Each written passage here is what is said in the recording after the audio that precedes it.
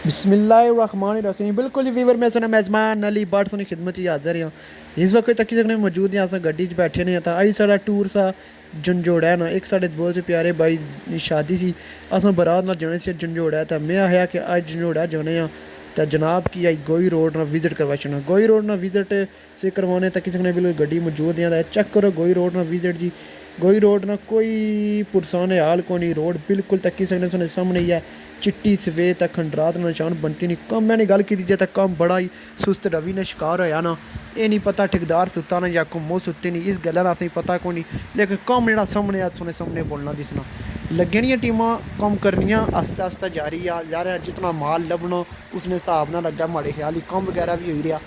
तो बाकी सारा कि सुने सामने या वीवर। तो अज सोचा एक छोटा जहा विलाग अज तुसें किया जाए शेयर। तो गुजारिश करता जिन्होंने पेज फॉलो नहीं किया पेज ही फॉलो करो। जिन्होंने चैनल सब्सक्राइब नहीं किया यूट्यूब चैनल की सब्सक्राइब भी करो। तो फेसबुक यूज़र वीडियो की ज़्यादा थी ज़्यादा शेयर करना। जितना ज़्यादा शेयर कर सो उतनी वीडियो साढ़े हुकूमत जितने वजीर है उन्होंने तक पूछी तो ठेकेदार होंगे पूछी कि पता लग्या। तो मैं हाई ताज़ा अपडेट गोई वाले नाल अपने वीवरों की दी जाए तो तुझे उन्होंने पता लग्या। तो रोड ना कोई पुरसाने हाल कोई नहीं, तूड़ इतनी ज़्यादा ही है। बच्चे बूढ़े लंघने तय वो भी ज़रा बीमार होने। इतना गड्डियाँ चिट्टियां हो जानियां। तो अगर बंदा लंघा तो सोचो फिर बंदे ना क्या हाल उसी।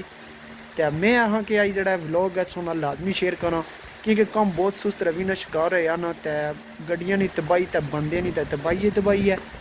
तो क्या ही सकने हूँ फिर हुकूमत के वक्त नाल और जड़े न ठेकेदार है उन्होंने गुजारिश कर सा कि बहुत बहुत मुदबाना अपील है कि जड़ा इस रोड नहीं एक मुद्दत होनी मेरे ख्याल ही टाइम होना।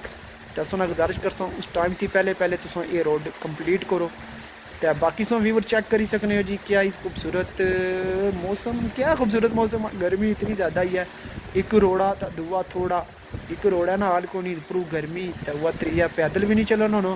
तो अस क्या आखी सकने बरल गोई रोड ने हवाले नाल मैं उसने किया अपडेट। कमेंट सैक्शन ही फीडबैक लाजमी देनी उम्मीद करसा। अज ना व्लॉग से बू पसंद सी दियो इजाजत।